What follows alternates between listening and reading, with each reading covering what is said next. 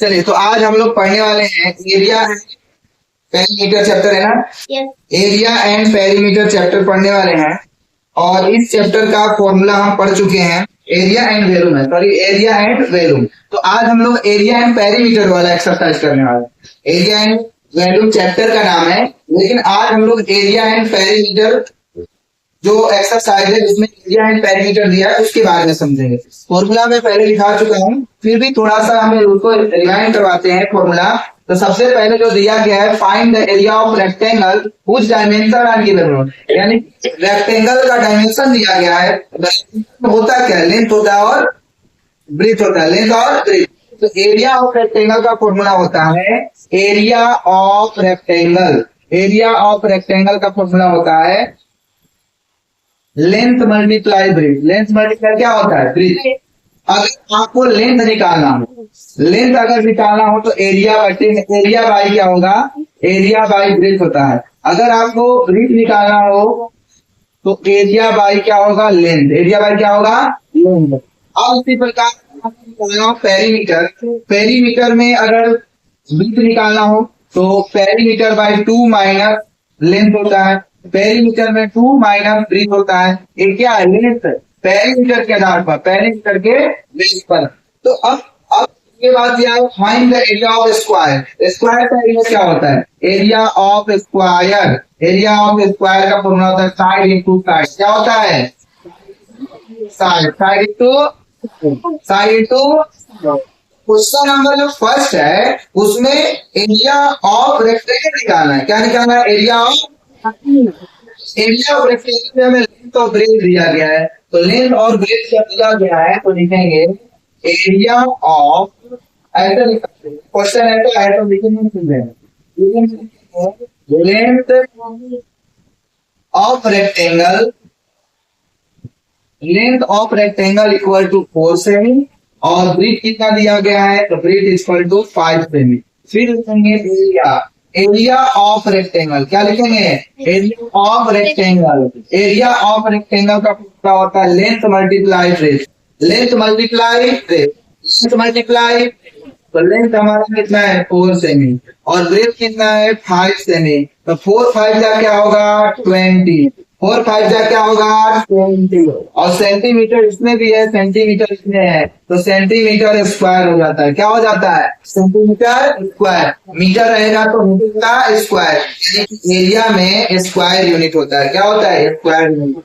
अब हम next question में चलते हैं। Find the area of square side is given below. Side मान लीजिए आपको दिया गया है साइड इक्वल 6 सेंटीमीटर। कितना सेंटीमीटर, 6 सेंटीमीटर। साइड कितना दिया है, तो लिखेंगे साइड ऑफ स्क्वायर।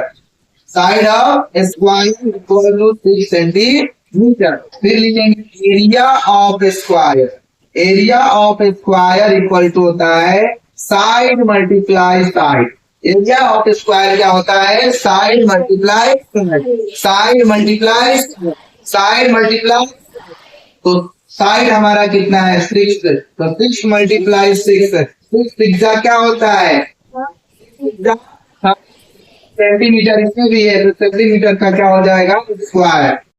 चलिए, तो अब यहाँ 36 सेंटीमीटर स्क्वायर हमारा हो गया। अब हम चलते हैं क्वेश्चन नंबर 4। जिस प्रकार क्वेश्चन नंबर 4 है उसी क्वेश्चन नंबर 5 भी है और 6 भी है। उसमें क्या निकालना होगा, इसमें ब्रेथ पूछा होगा तो उसमें लेंथ पूछा होगा, बस यही फर्क है। तो लेंथ वाला और ब्रेथ वाला मैं एक फॉर्मूला लिखवा चुका हूँ, वो देख लीजिएगा। अब नेक्स्ट चलते हैं, क्वेश्चन नंबर 4 है the area of a badminton court is 214 metre square और it if its length is 20 meter, find its breadth। तो ब्रेथ का फॉर्मूला क्या गिवन में दिया गया है, देखो यार इधर देखना चाहिए। Breadth of badminton court equal to, sorry length दिया, length of badminton court equal to 20 metre. अब क्या दिया है, एरिया दिया है। Area of rectangle, area of badminton court equal to 240 metre square. हमें क्या चाहिए? ब्रेथ। तो ब्रेथ का फॉर्मूला याद रहना चाहिए। Breadth of badminton court, badminton court equal to क्या होगा? Area by length. Area by क्या होगा? Length. Area by length. Area है 240 बाई 20। 240 बाई क्या लिखेंगे? 20। तो 0 0 कट जाएगा। 2 1 जा 2, 2 12 जा, यानी कि 12 मीटर। कितना मीटर है? 12 मीटर। क्या आया? ब्रिज। मीटर क्या आया? हमें पूछ क्या रहा था? ब्रिज। तो ब्रिज हमारा कितना आ गया? 12 मीटर। तो आपको ये समझ में आया कि फॉर्मूला पर, फॉर्मूला याद रहेगा तो बनेगा, फॉर्मूला याद रहेगा तो बनेगा, अगर नहीं याद रहेगा तो नेक्स्ट क्वेश्चन की तरफ चलते हैं।